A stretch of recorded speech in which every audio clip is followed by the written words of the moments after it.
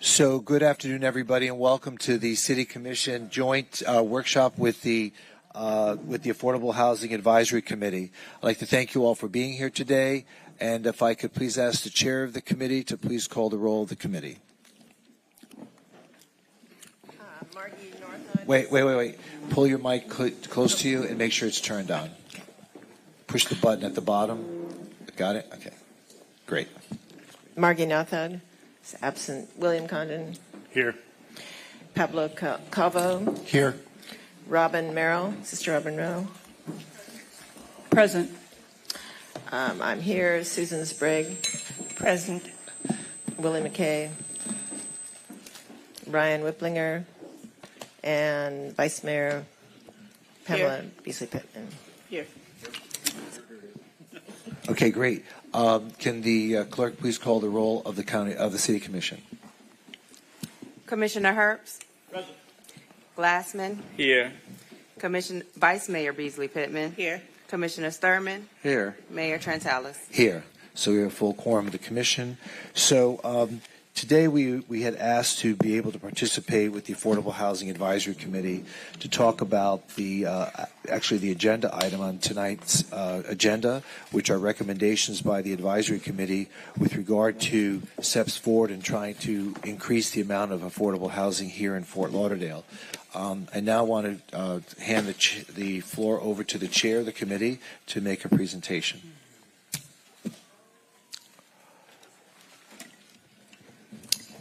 We need to have the PowerPoint up. Okay. And I think Avis is handling the first part of it. Where is Avis? Oh, she's right there. Okay. Hi, Avis. So how do we want to begin this program, Avis?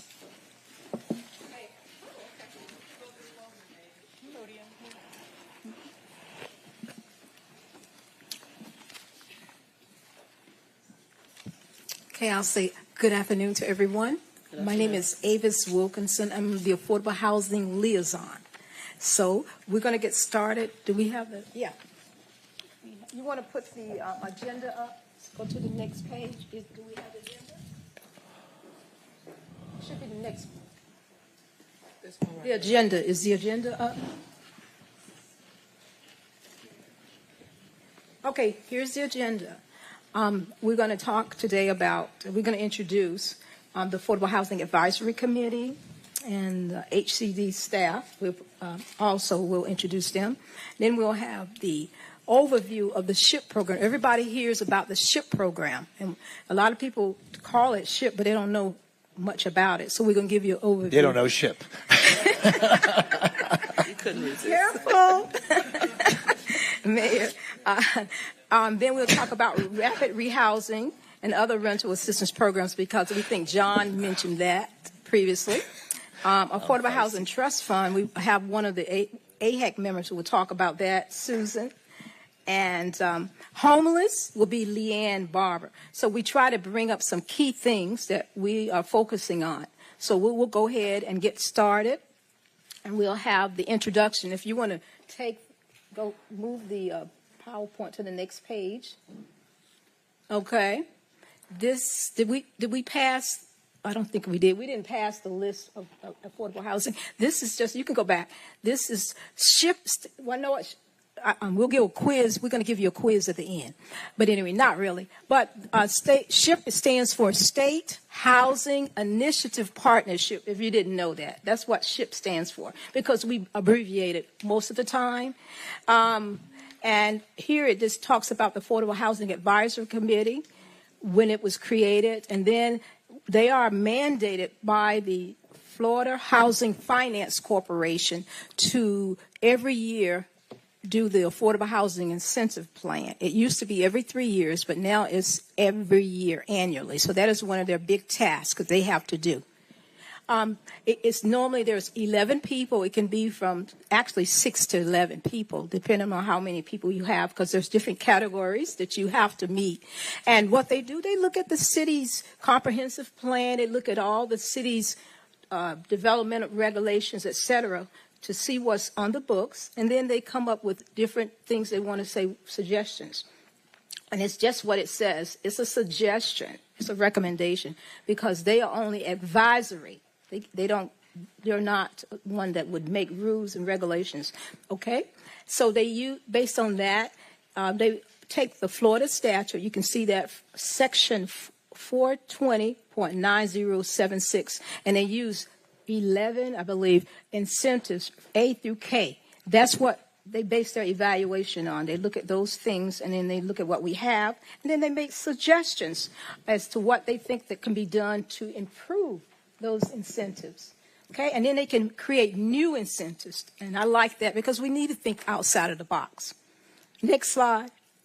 Okay, these are the members. Right now we have 9 members, and the state mandates specific categories, and you see which category they're in. Okay?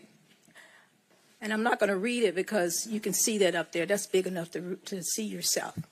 Currently 9 members, and that is the members are basically put on the board by the city commission. They're the ones that determine what person is put up there. So now if we have 9, then we have what? Three spots that are available. So they will determine who participates and who gets into those spots. The AHAC meets every month. They meet the second Monday unless there's a holiday, and then they meet third Monday. But every second Monday, and we're meeting now in the CRA building permanently, and second floor. What time? 9 o'clock in the morning, and most of the time it runs to 11. It runs from 9 to 11. So, you're welcome to come. We're in the 914 Sis-Trump Boulevard, and we're in Suite 100, and it's on second floor conference room where we'll be meeting now and going forward. Okay, so these are all the members. Okay, you can move to the next one. And now I will turn it over to Miss Susan, who is one of the AHAC members. Good morning, and thank you for having us for this workshop. The SHIP overview is just to give you a brief summary. It was created in 1992 by the Sadowski Act. It's funded by documentary stamp taxes, and it has several requirements, some of which need to work together, some are intersectional, some are not.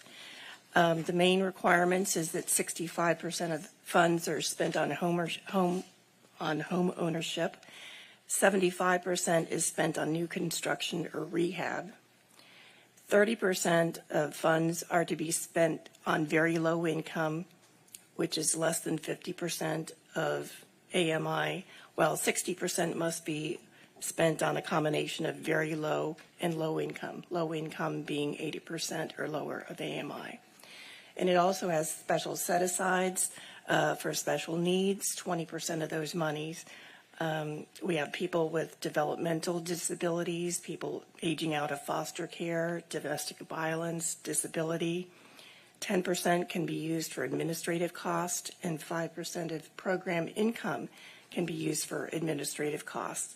And the remaining program income after these requirements are filled can be used for any of the strategies that are named in our approved local housing assistance plan. And we have 3 years to spend our SHIP money. There was $1,251,000 that was allocated 2 years ago that needs to be spent by June of 2024. The following year, we received $1,782,000. That will need to be spent by June of 2025.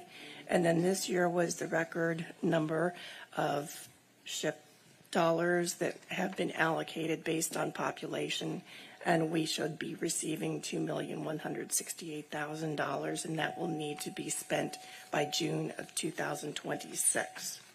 And its fiscal year is from July 1st to June 30th.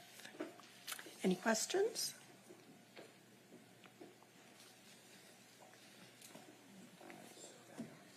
Question. Hi. Do you have a question? Okay. So how is this money being spent with regard to the homelessness challenge we have? Rachel is going to talk about that. Good afternoon, Mayor and Commissioners. Good afternoon, City leadership and members of the AHAC and staff. I'm Rachel Williams, the Housing and Community Development Manager. So as Ms. Bragg just mentioned that SHIP has certain set-asides that we must meet. So as a strategy to address homelessness, and you may have received this information in a memo prior to now, but we also have the information here. We have worked collaboratively with the community and through our annual planning meeting to look at how we could use other funding sources to support the homeless initiative. And as of this past June, the city has committed over $6 million to address homelessness in various forms using various state and federal funding sources. As shown on the slide, we have used a combination ranging from CDBG CARES Act to SHIP. So if we should focus specifically on just the SHIP dollars, we have two programs that meet those set aside that Ms. Sprague just mentioned, and one is the rapid rehousing, and the other is the senior rental assistance for seniors 62 years and older. Okay, so the SHIP money is really a small portion of all of this. A right? small portion. Right, so it's really not a significant part. But Yes. let's just look at the SHIP money. You have $40,000 for rapid rehousing. That's really not a lot of money. It's really not a lot of money, but because of the strategies and the set aside we had to meet, that's what we had available in that year. But going forward, it's a decision that the commission could make if we could use our program income, as Ms. Bragg suggested, to address this need. Because even though the program income is somewhat linked to the set-asides, it's more flexible. Explain to us what the set-aside means. Okay, the set-asides are certain federal or state criteria that we must meet. We must, as Ms. Bragg said, spend 70% of our SHIP dollars towards home ownership, and we must also do a certain amount towards rental rehabs, and then we have to also do a certain amount towards special needs. So those numbers will vary. I'm sorry. I was just going to say $40,000 is not going to get anyone a home. No. No. And we might even pay perhaps a few people to move into an apartment. So the reason why I'm bringing this up is because, on a daily basis, all of us get complaints from our constituents about homeless people. And I know that we have a community court, and I know that we have staff, both civilian and our police force, who work as homeless outreach individuals to try to bring people off the streets. But if we do not have the resources to find them housing, to provide housing, okay, our efforts are futile. So if you can explain to the Commission, what strategies are you using moving forward to try to find a sufficient resources to be able to provide housing for individuals? Okay, and that's a good question. Is that question. a fair question? That's a very fair question. Okay. So and that's why we have used a layering strategies where we're taking funding from different funding sources to make sure that this happens. And as you can see, with the home program, we have set up a tenant-based rental assistance, which goes hand in hand with that rapid rehousing. Because while home might not be able to pay the first, last, and security, for someone who is struggling with that, they can get their first, last, and security deposit through the rapid rehousing, and then they can get up to 24 months of assistance through the home program. So that's why we have used a layering strategy, so that we're not just dependent on SHIP, but we're utilizing all our resources to the best of our abilities to serve the needs of the community. And so does that housing, do those housing strategies also incorporate social services, so that the folks that are placed in housing also are associated with whatever social services that are going to be necessary to help rehabilitate an individual to get them out of homelessness? Yes, sir, it does. So with both the tenant-based programs come with what we call case management support services. And what case management does, apart from helping them to navigate and finding suitable housing, it also helps them to build their skills so that they can gain employment, so that they're not totally reliant on the system. So rapid rehousing is not permanent supportive housing? No, it's not. Right. So this is just, so how long do we expect a person to be in a rapid rehousing program before they are graduated to out of homelessness? What's been our track record so far? It follows a continuum, really, because it's not just based on the support. It also, that success is also anchored to that individual's holistic health. Because sometimes, no matter what kind of rent or allowances we can help them with, if they're not mentally able to stay and maintain in that home, they are going to end up on the street. So right. We're talking about this, but we have to look at it in a holistic way. So let me go back to just the question that you asked.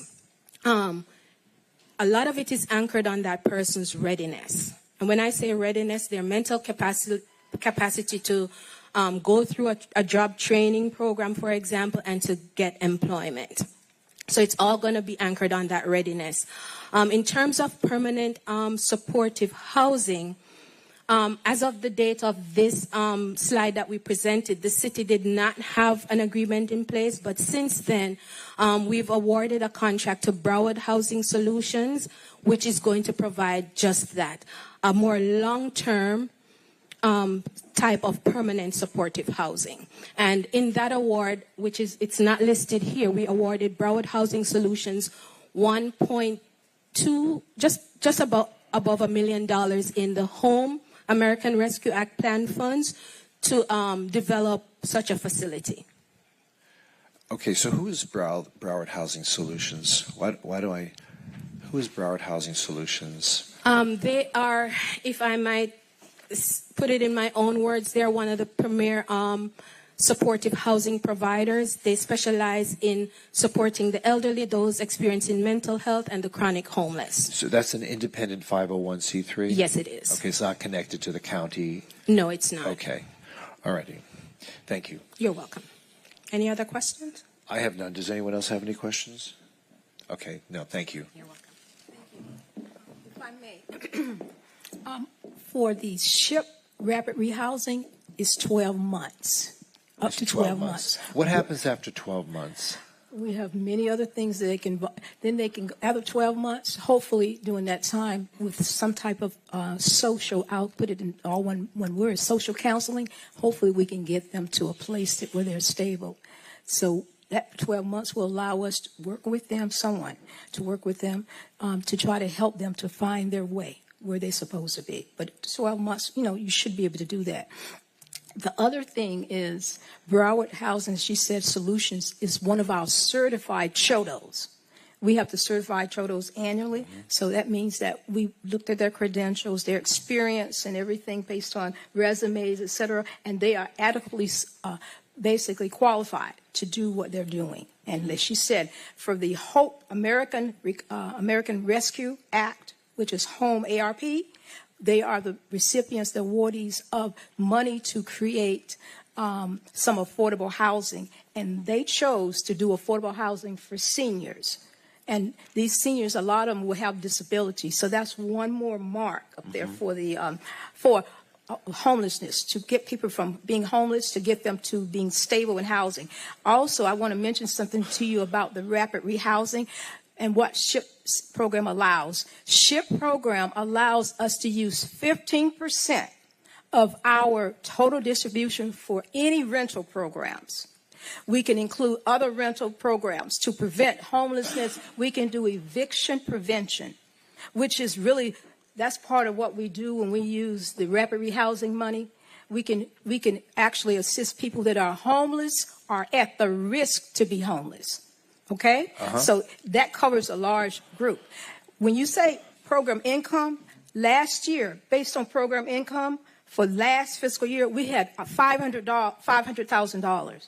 So we're able to use that money and pull it into that particular strategy. So we have money that we can pull as needed as we use the money that we're using right now for rapid rehousing.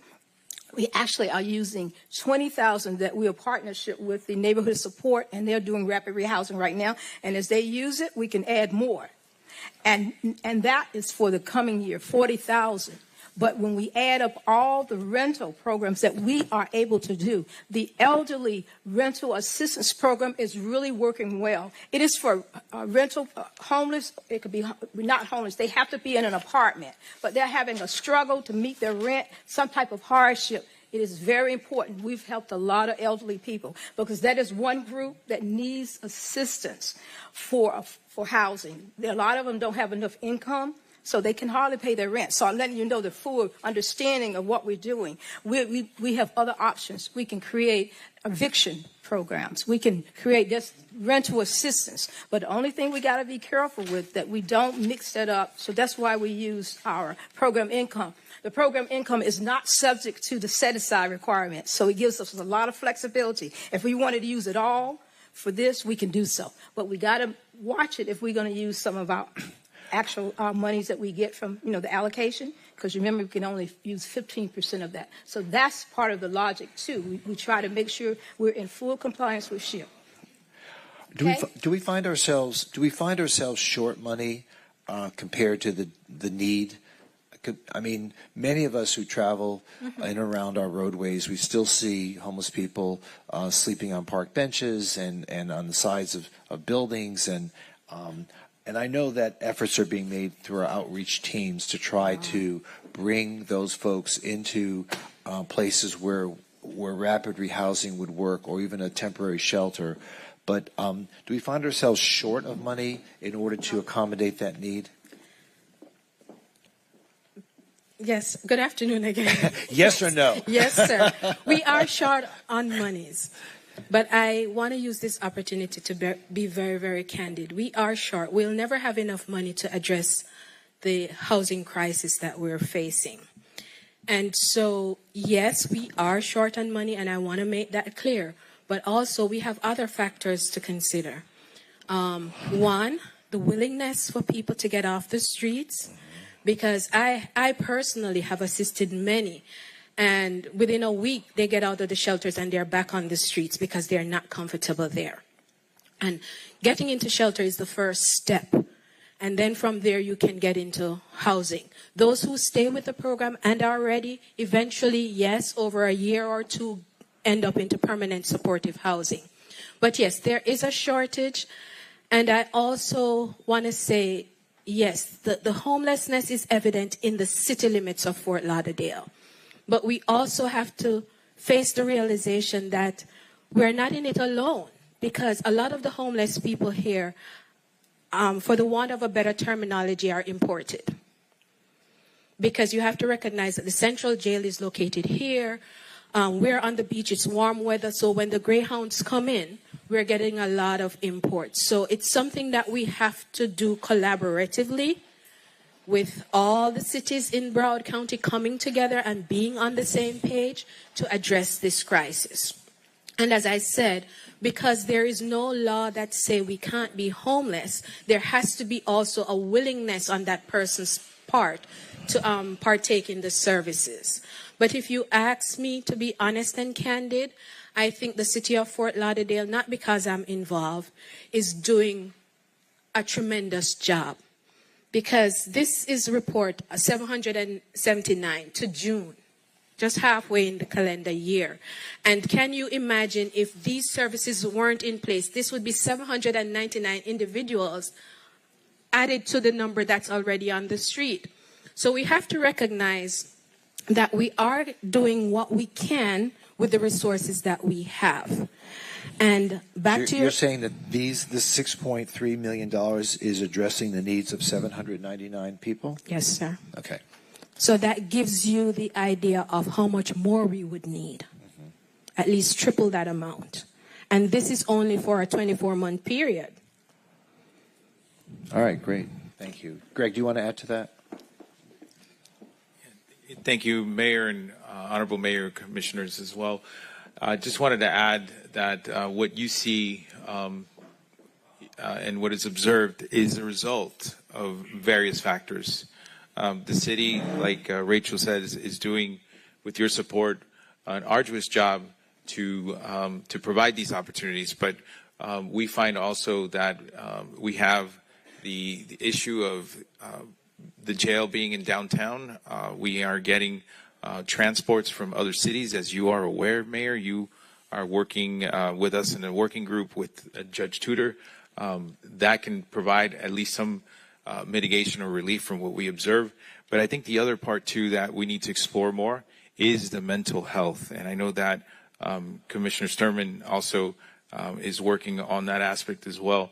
And we believe that mental health can help provide that ability for the person to take the first step, which is to get help. And so are we applying resources for mental health treatment? Those are one of the things that we're asking for on the state legislative priorities. We're putting that forward, but we also would like to see if there's any type of legislation change, because today mental health is an option for those that are experiencing that. And for the vulnerable population, leaving that up to them, it's really it leaves still the individual at risk, and we see the recurring problem as well.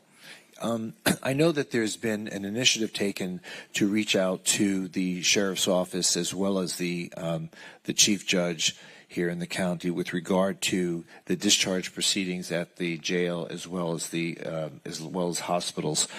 At some point, at some future, hopefully soon, conference meeting, could your office give us a report on any accomplishments we've been able to achieve with regard to changing the discharge proceedings? Because as you know, the sheriff and the chief judge have both indicated a willingness to, first of all, an understanding that a lot of homeless people are imported into our city, and a willingness to work with the city to try to stem the flow of that importation and help alleviate some of the homeless population that we have here in our city. So at some future time, could you be able to present? Certainly. Okay, thank you.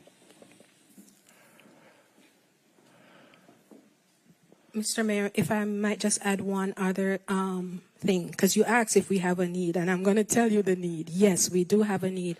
A huge barrier also is the availability of true affordable housing units. And until we can bridge that gap. When you find those, please let me know. Until we can bridge that gap, the need is going to exist. The situation is going to exist because we don't have an inventory of true affordable housing units. Well, as you know, the city continues to participate with private developers and nonprofits in trying to increase the inventory that we have. As you know, 7 on 7 was just opened, another attempt to try to accommodate the need. And I think that I will parrot your phrasing that we will never have enough, right? Especially at a time when, the real estate market is still very hot. And the price of rental units here in our city, especially in the core, continues to go up. Some say is when we reach that level of inventory where the inventory exceeds the demand, we'll probably see prices starting to come down. But they're still going to be at a high rate. That's why I'm wondering: do we have enough money to be able to pay for rapid rehousing? Do we have enough landlords that are willing to rent to us in the rapid rehousing program? Those are challenges I know. Being involved in this for a little while, I know. I'm just wondering where we are in that effort. Yes, those are challenges that we're trying to chip away at. But at the same time, if we truly look at affordability, a lot of developers are coming and saying that they will offer us affordable units at 80% AMI or 120% AMI. That's truly not affordable because our neighbor who is working as a cashier does not earn 80% of AMI. And I fully understand that. We're looking at more at 40% AMI, yes, which is more the range. Okay. Anyone else have any questions of staff? Commissioner Sturman.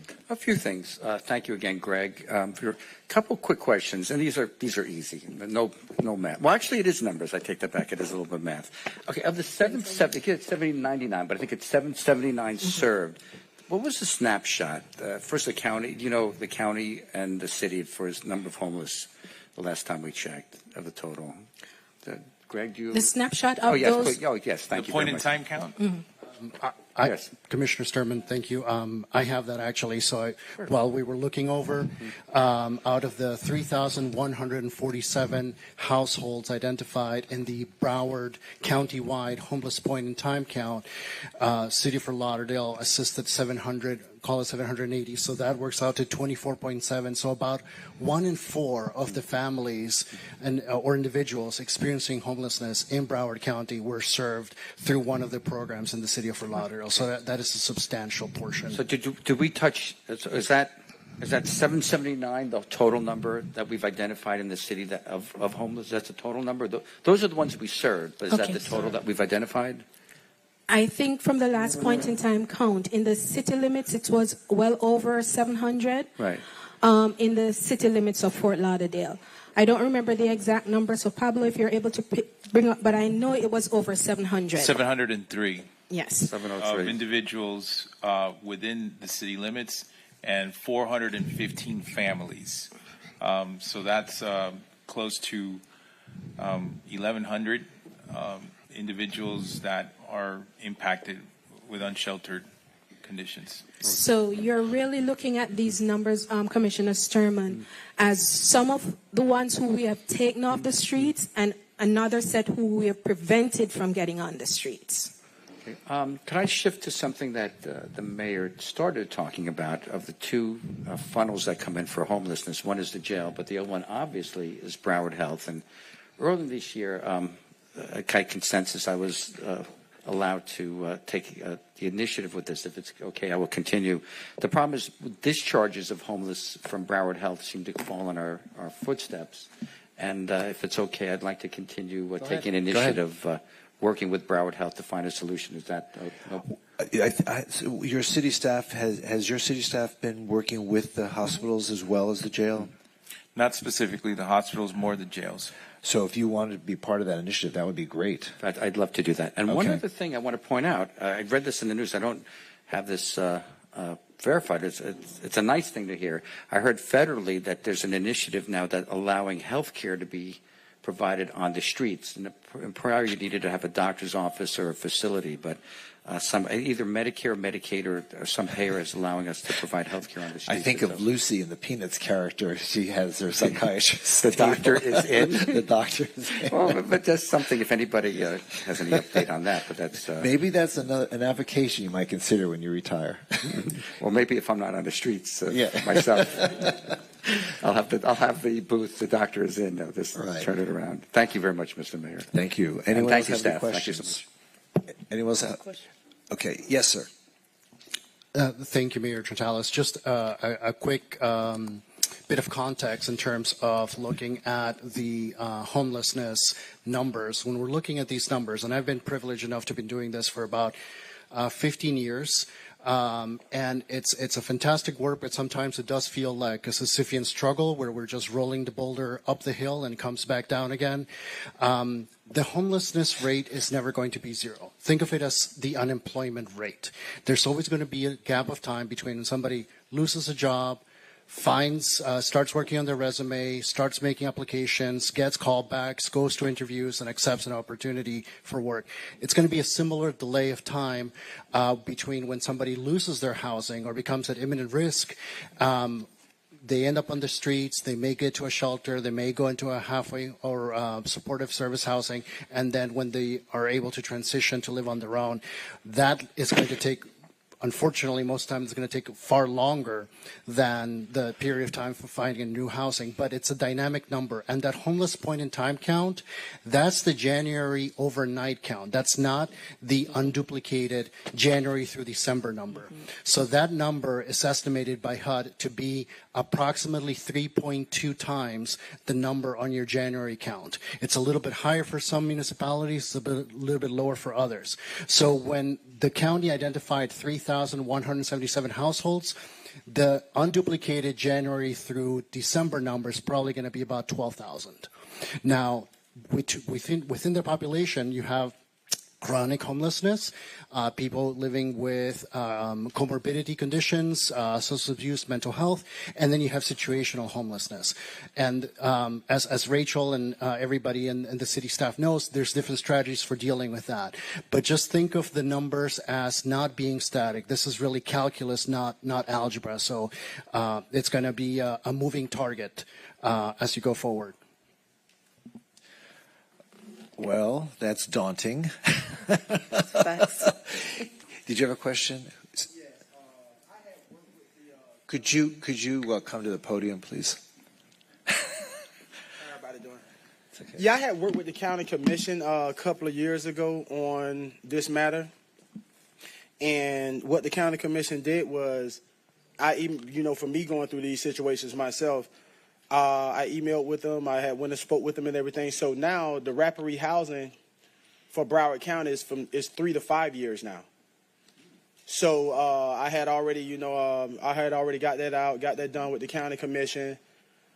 So it's 3 to 5 years now. So that's a longer stint. What does that mean? 3 to 5 years? That's the length of time in which the rapid rehousing. Yes. So it's not just 1 year anymore, because I was on it for 1 year. Oh, okay. And what happened was, when you're on it for that 1 year stint, it's not enough, because by the time... Well, that's what I was wondering. After 1 year, what happens, right? Yeah, because by the time you're on it for that 1 year stint, then, after that, the 1 year is over, and then, you have to go back to the regular.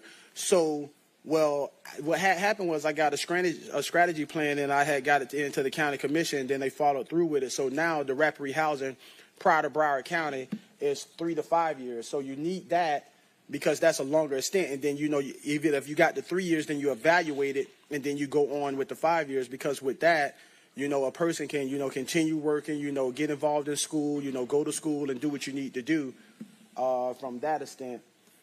So that's what's going on that. And so the county picks up the tab on the extra cost? I mean, we have a limited budget, so I just wondered where that took us. Are you saying the county picks up the slack after the first year? Yeah, the whole rapid rehousing program is 3 to 5 years now, due to Broward County, when I had reached out to them and got in contact with them on that matter. So the rapid rehousing doesn't have to be the 12 years. So you can also reach out to county. You can also reach out to county officials, like when you need the extra funding and everything on it. Mr. Bostic, he is the Deputy Secretary of Human Services, so I deal personally with him. So also too, yeah. So it's out there, and then after, when you have them on the rapid rehousing, the goal is the affordable housing voucher. I mean, the emergency housing voucher, because once that time frame, once you put in for the emergency housing voucher, eventually it's going to come. And once you get it, then that's when you can transition from the rapid rehousing to the emergency housing voucher, because I've done that also myself. I'm a participant in that. But I've been working on this for like 9 years, because, so I'm very familiar with the homeless. I'm very familiar with the housing crisis. I'm very familiar with all of it. All right. Well, thank you. I appreciate that. Thank you. Anyone else from the advisory board that has a question? Okay. The comment I'd like to make is, can we get through the rest of the presentation? Yeah. Are there any other questions? No. Okay, well, we're going to move forward. Okay, I apologize for delaying it, but it answers a lot of questions that people have been asking us, and okay. Oh, we don't mind, because the more you know, the more you grow. Right, okay. Is that all state? Okay, fine. That's Avis State. No, but, I always try to make things a little bit light so you don't be so stressed. But homelessness is really, it's an important thing. So, okay, and we are glad that you're asking questions, so we'll know how to proceed.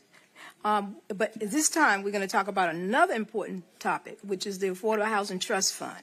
And I have Susan who's going to talk to you about that. And I know you all, she's going to probably give you a little history for the ones that weren't here, what the Affordable Housing Trust Fund is all about. Okay?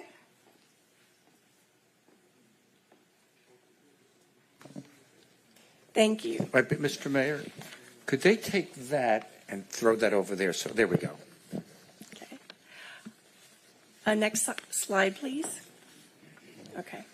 The City of Fort Lauderdale has established an Affordable Housing Trust Fund, and no grant monies flow through this trust fund. So there's no sale, no ship, no homes, HOPWA, etc. And this is the funds that are deposited into this trust fund have flexibility for their use. They're not tied with any particular set-asides, limits, constraints, as do the grant programs. And in the past 3 years, we've received approximately $320,000 from residential property sales.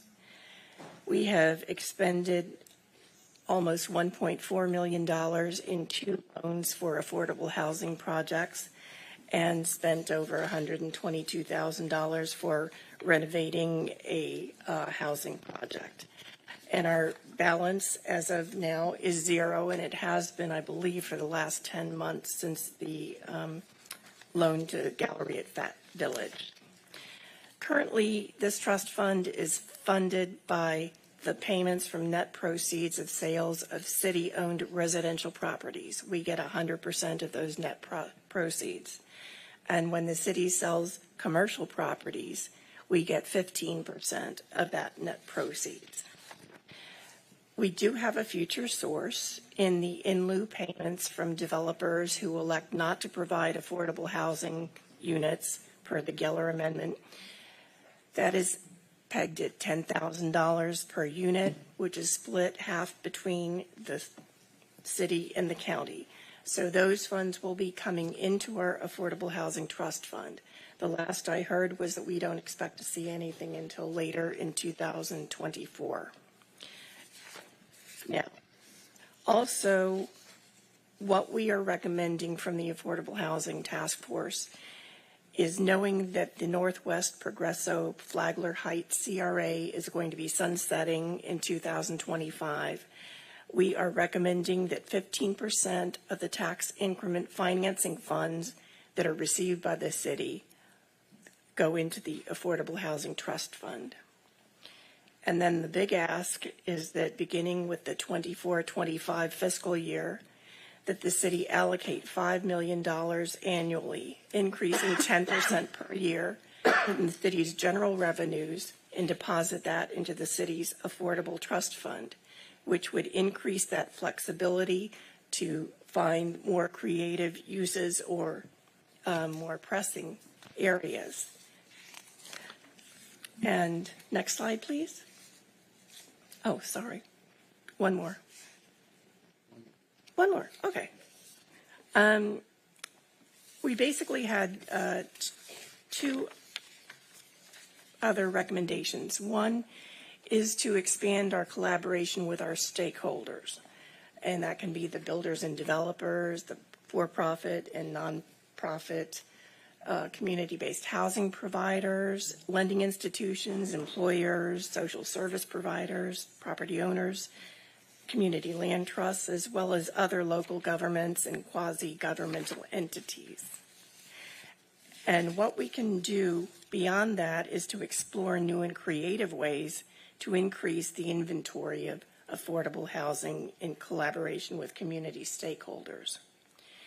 One thing, actually, we have 2 recommendations for a study to be conducted of public and private employers who have employees at low and mid-range AMI, area median income, that are having difficulty securing affordable housing, and explore options and partnerships to construct affordable housing for those employees. And the other idea is to conduct a study of privately owned, vacant, non-utilized, underutilized, both improved and unimproved properties with suitable zoning that could be adapted for affordable housing or transitional housing. And that way we could work with the community stakeholders to create viable proposals to increase affordable housing.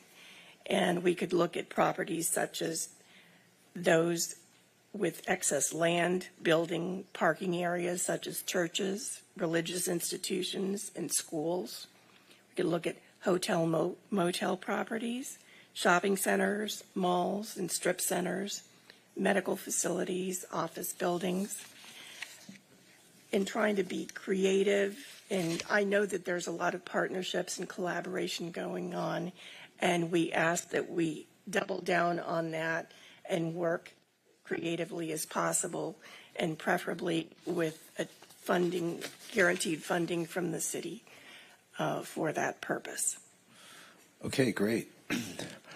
Leanne? Is there another presentation? Is there further? Okay. Okay. Next slide. Okay, so what I did is I put together just drawing some information from other sources just to create a context. So this is from the FIU 2022 Affordable Housing Needs Assessment. This is for Broward County. And what it shows you is we have a very severe gap between the supply and demand for housing, particularly in the rental market, and particularly in the extremely low income and very low income categories. And I can define those a little bit later for you. Next slide. Okay. And one of the key takeaways is this problem is getting worse because our growth in jobs is primarily at the low income levels. And so what you'll see is this is once again out of this housing needs assessment. So 7 of the top growing occupations earn less than $15 an hour. And so what that means is, and it was talked about a little bit in the Broward Commission about the tourism industry creating a demand for a lot of jobs, but all the jobs are at a low wage level. And so the problem is getting worse. And the last paragraph is also interesting because there's an annual loss of about 15,000 affordable owned units and 9,000 rental units just through market appreciation. We're seeing that right now. Next slide. And this is their conclusion, that it's a growing concern that can't be ignored, that it's creating this broad spectrum of economic and social issues, which we talked about, mental health issues, homelessness issues, that their recommendation was immediately focus on rental housing preservation and production, and it should be a top policy priority. That it's not necessary, it's both a funding priority but a policy priority as well, because sometimes there are policies that don't cost a lot of money but can have an impact on affordability. And also a substantial level of public and private capital investment, and that could be it could take the form in some of the recommendations we've talked about, such as accessory dwelling units that would be on the small scale but could have an impact on the number of units available. Next slide. And here's an example of the social issue, what Pablo was saying about pit counts and everything. This is Broward County level, but it shows you that Broward County served 11,000 people, of which 7,400 were from homeless situations and 2,900 were chronically homeless. I think the next section is important. We talk about homeless, but it's not a monolithic group of people. There are the people that, got turfed out of their apartment last week, but they still have a $50,000 a year job. They might be homeless for a couple of weeks. Rapid rehousing might be, really acceptable for them. But there are a lot of people. There are, 4,500 people that have no income, and there are 7,200 that are unemployed. There are a lot of folks that maybe have no income, might have or there are people, homeless people that might have disability income, SSI income, but there's a gap between the SSI income and the cost of housing as well, even on the income restricted housing. So the continuum of care were able to get 18% into housing success. I think, numbers served doesn't mean they're housed. It just means they had some service provided to them. Next slide. So for Fort Lauderdale, here are the numbers. It's very similar to Broward County. Once again, there are gaps in all of the areas. And I think the question to the city, the commission, to the residents is who should receive the assistance, what kind of assistance? So there are a lot of homeowners right now, especially aged homeowners who are failing, are not able to maintain their homes anymore, not able to maintain their mortgage. And SHIP funding does a lot of help with that. And then there are the renters, of which there are a lot of, once again, extremely low, very low income residents that cannot find housing in those levels.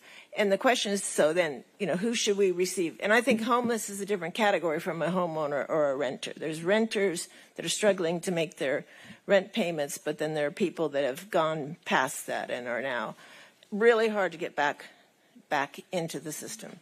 And there's the people that are working, and there's a lot of people that are not working. Okay, either because they're disabled, they're retired, for whatever reason.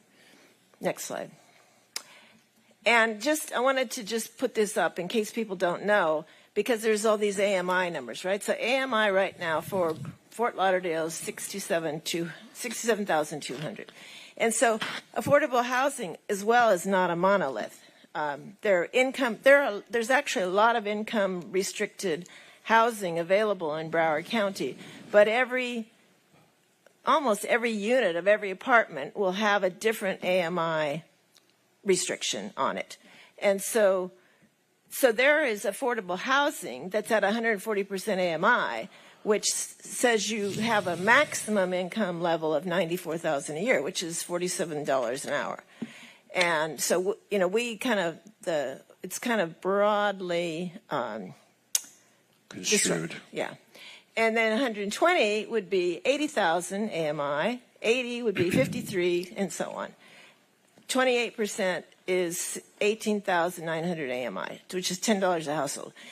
And I should have put it on this slide, but to contrast it with an SSI income, the max SSI is $914 a month, which is about $5 an hour, $5.50 an hour. So if all you get is SSI, you pretty much cannot qualify for any affordable housing in. But aren't there special programs for people who? So what they'll generally do is try to find some federal program, like Section 8, to boost their earnings, or to qualify them for federal assistance. Yeah. To boost their earnings, basically, Okay. to boost their earnings with respect to the the income requirements for the apartment. The problem with Section 8 is, it's a 5-year waiting list. Okay. So it's in theory, it's a program, but it's not really very accessible. Next slide. This is what, so these are some of the things that we've talked about that we do today, and the annual city budget is about $10 to $12 million, mostly from grants. And so the things in not bold are the things that we do today that Ava's talked about and Susan talked a little bit. And then some of the things we've talked about in our recommendations are in the bold, such as expedited permitting for homeowners that are building for owned property, policy changes like ADU, making ADUs easier. For the rentals, we're talking about the same thing in terms of building shortcuts, policy changes, websites maybe, and surplus land. And then for the homeless, it's I put on there transitional or campsite kinds of things, which we'll talk about what some other cities are doing. And so my recommendation from our board, I think we had a consensus on that, is to look at what some of the other cities are doing and then prioritize the spending and set the goals by who it is we want to help and in what income band, right? Because it's a big matrix. And then change the policies or seek funding accordingly. Next slide. This I wanted to put up, and I didn't get the 7-on-7 fixed, but just to give you an example on the gallery in Flagler Village, where the Housing Trust Fund did provide about $500,000 in funding. It's going to have 263 units, of which 113 will be market, and 97 will be 120% of AMI. So which one is the gallery at Flagler? that's the county one. Yeah, yeah. The one that they. Yes. Okay. Yeah. So we say it's affordable housing unit, but it's not. It's not a really big affordable housing unit because only 53 of those units are going to be what is effectively a minimum wage job kind of person. And then I was going to do the 7 on 7th, and I didn't get the details, but it's essentially, that's the new one by the hack. Right. It's 72 units. It's going to be 50% is going to be reserved for people that are coming through the homeless channel, although they might not be, a extremely low income person. And they have a 50% AMI and 120% AMI. So once again, a big portion of those units are going to be for people that earn up to $80,000 a year, even though it's called affordable. I don't know that to be the case. I thought the lion's share of those units were 50% AMI. Yeah, we're going to need to check on that for 7 on 7th. Based on who was involved in that project, Broward Partnership for the Homeless, the county, the state, we were involved. I'm not. It's so still too sure. few. It's still too few. I don't dispute that. Yeah. But I don't think the proportions are the same as the gallery. Yeah. No. And I've got I say fix this because I was trying to get the numbers and I didn't get the numbers in time. So, next slide. So these are some things about what other cities and counties in Florida are doing. And the city of Fort Lauderdale was generous enough to send Susan and myself up to the Affordable Housing Conference in Orlando in August. It was a really terrific conference, and we learned a lot through that process. And a lot of people came and gave a lot of really good information. Miami-Dade County, in contrast to us, and I don't have a contrast to the county, to Broward County, but they have a food and beverage tax, 1% surcharge, that raises $35 million a year, that they spend primarily, so that's on the left, and then on the right, they spend it primarily on housing solutions for the home. That money goes into the homeless trust and spent. We tried that, but we can't do that. That's the problem. We're legislatively denied the right to tax. Yeah, but the county can. The county, yeah, absolutely. And the county this week voted not to pursue changing the use of the tours. Yeah. Okay. Yeah. So 9-0. So 9-0. Yeah. But the point in time, but it shows you what money can do. And what you'll see is they've gone from 8,000 pit count, point in time bed inventory down to about 900. And they have got now about 4,000 units of affordable housing. Of the, what do you call it? The wraparound services housing, which is probably what's necessary when you're dealing with chronically homeless that have, drug addiction problems, things like that, which I don't think we have much of in Broward County. Next slide.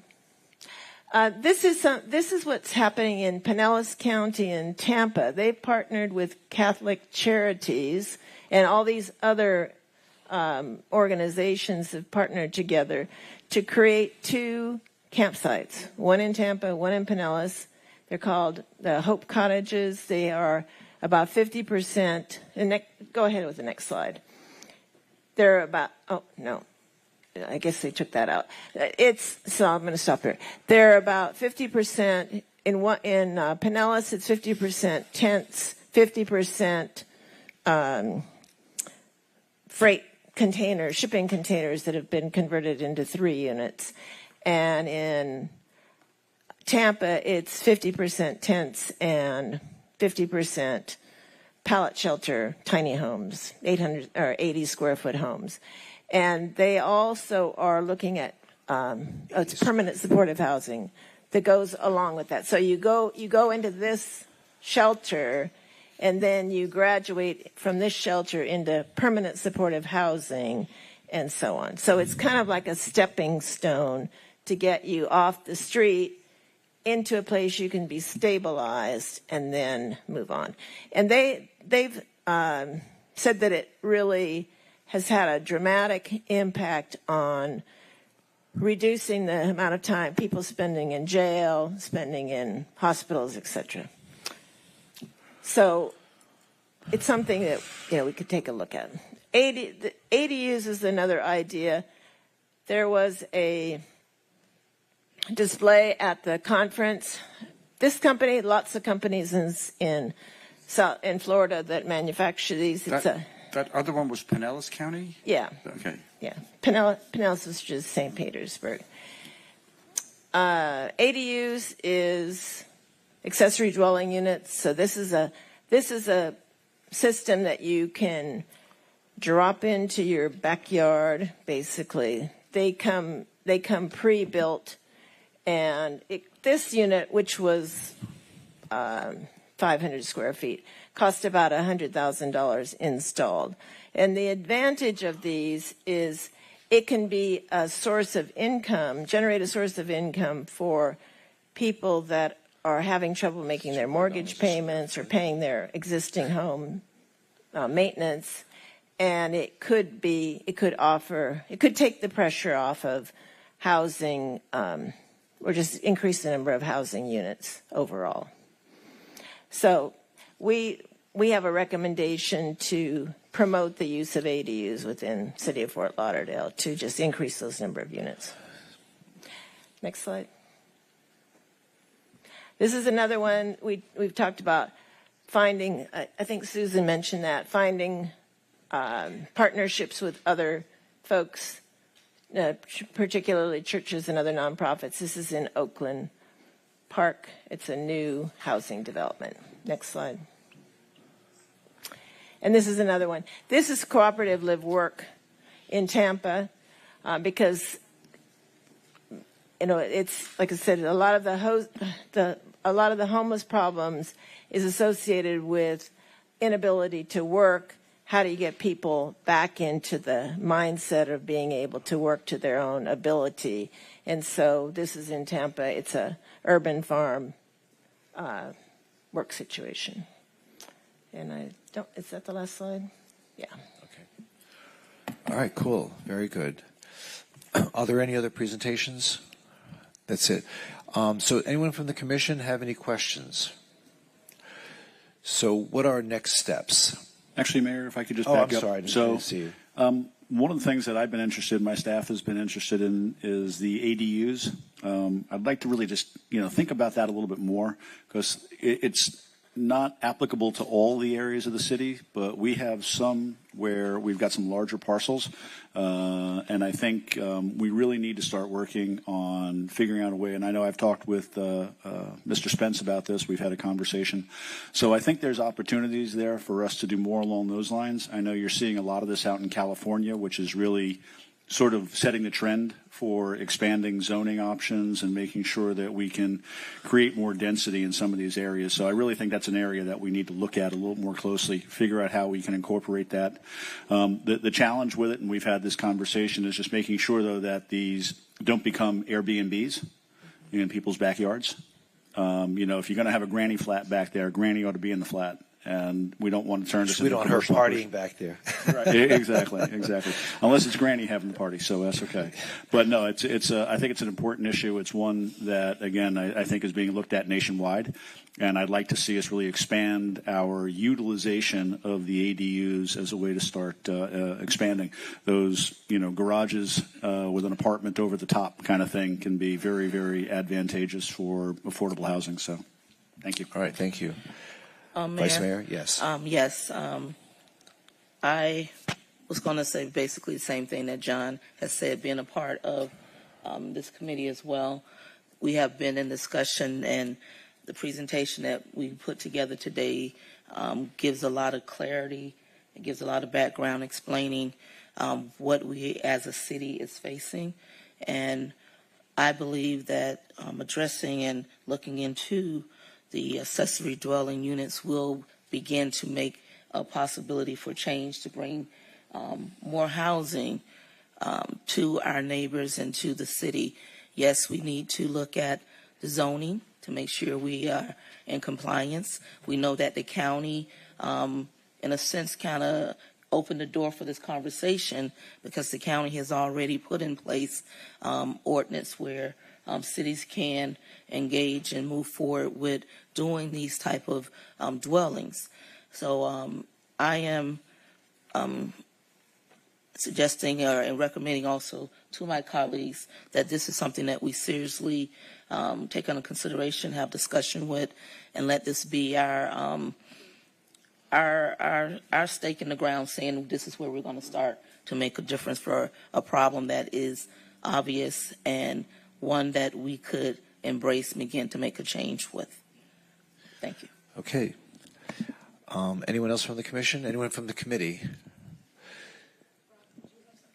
All right. Well, yes, I had. I'm sorry. Yes. I wanted to make one recommendation for the city that we really need a concierge for affordable housing similar to what Miami-Dade County has, so that we can have expediency and whatever waivers for permitting and fees for people coming forward and wanting to create inventory for specifically for affordable housing.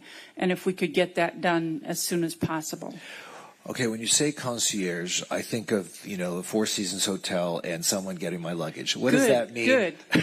Good. We need to elevate. What does concierge mean to you? Someone who's like a troubleshooter, like if someone's looking to do specifically something in connection with affordable housing, that to be a go-to person in the building department? Correct. Okay. And Chris, we'll handhold and Right. get it through the process. An ombudsman of some sort. Yes, yeah, so I can probably address that. So Chris Cooper, Director of Development Services Department. So what we do when affordable housing projects come in is, we have a paper-based process and a electronic review-based process. So we assign those specifically in the system so that all the reviewers know that they're there and they review them. They take priority over other projects so they can get reviewed more expeditiously. We also have currently 2, I think we're looking at a 3rd business assistance coordinator. And those positions are actually geared to do exactly what was said, to really handhold and take those projects through the process. And we can certainly look at assigning 1 or more of those to focus on those affordable housing developments as they come into the system. Okay, great. Thank you. Yes, sir. I still like the word concierge.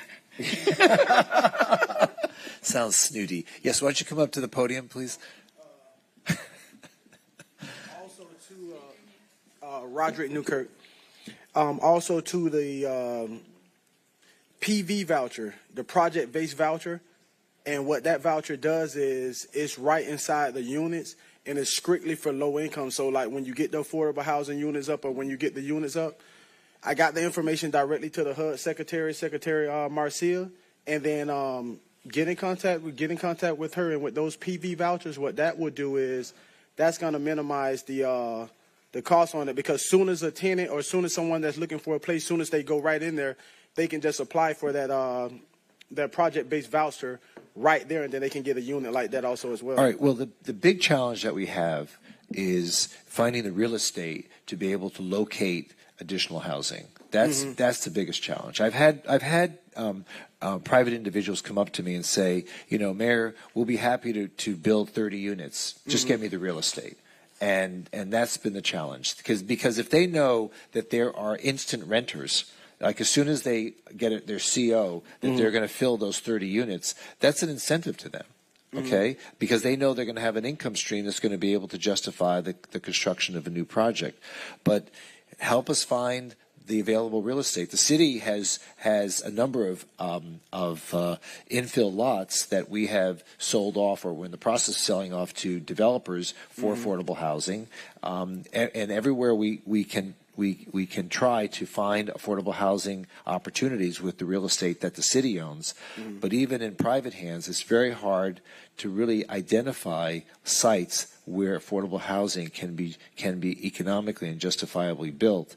But if we have, potential renters that are there to rent, it becomes more of an incentive for someone to even make the attempt to try to find a solution here. So all I'm saying is that we've tried a lot of things. So this isn't the first time we're trying to tackle the homeless issue. So the city And I know members of this commission and our staff continue to try to find ways. And I appreciate your going to that conference because it helps to exchange ideas of what other cities are doing.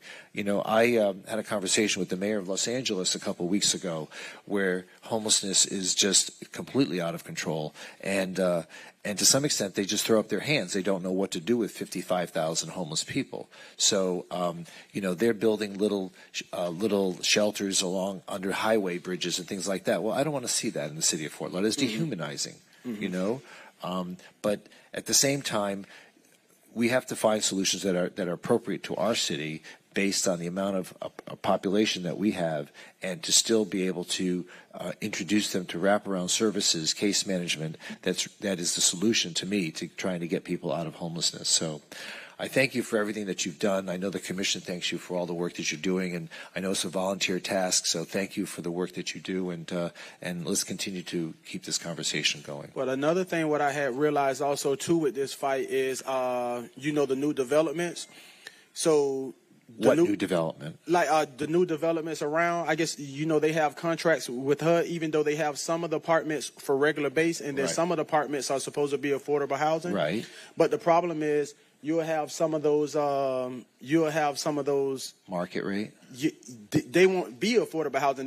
They supposed to be affordable housing, but they still put them up market rate. So that's another problem that you have. We're pretty good at enforcing that. Yeah, we're pretty good at enforcing that. So I don't know if that's really accurate.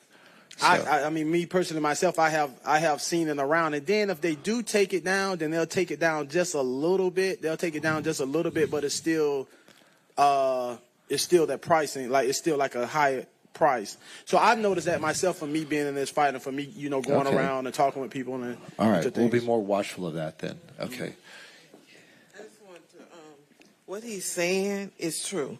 It's like when you Could you identify yourself? I'm sorry. I'm Rachel Johnson, housing advocate. Yes. Mainly for people that live in low-income housing and that are on Section 8 vouchers. So what he's mentioning is those affordable housing units that's not truly affordable. Sometimes when I'm working with some of the tenants to try to house them, they go in and their agents are saying that these are not those types of housing. So it's like it's unseen that they're not making sure that quota, that number is not, you know, say it's the being market. Respected. So it's an enforcement issue right now. So right. So the other thing is, so these are unseen things that you guys don't see. So the other thing is that when the weather happened with, I'm sorry, it's okay, take your time. When the weather happened and there was flooding in some of these units, April, and then those bottom floor of the project-based Section 8 units, people are being displaced because of lots of errors that those property owners and management companies are happening. So at the same time, while you're trying to house the people who are already homeless, then this circle happens where people are becoming homeless and replacing the ones that so it's not going to make a difference. Okay, well, thank you. Avis, do you have any final words? I just want to clarify something to people. The definition per SHIP for extremely low people are people at or below 30% of the area median income. For very low income, it's for people that are at or below 50% of the area median income. Low income describes families at or below 80% of the area median income, and those are the people that we primarily serve in the SHIP program. We can go up to 140%, but we don't always, because you remember we talked about those mandates, those set-asides, so we got to be careful and watch that. But occasionally we do deal with 120% and the 140%. And I do want to leave one more thought.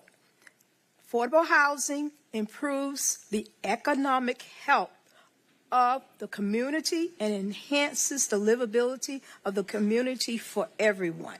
So when you focus on affordable housing, you are in a win-win situation because it affects everyone in that community. Okay, thank you. Okay, anything further? Okay, there being none, this this workshop is now concluded, and we have a 1:30 conference meeting, but I think we'll start a little bit late on that, perhaps about quarter of or 10 minutes to 2. All right? Thank you to Thank the everybody. committee. Thank you. Yeah.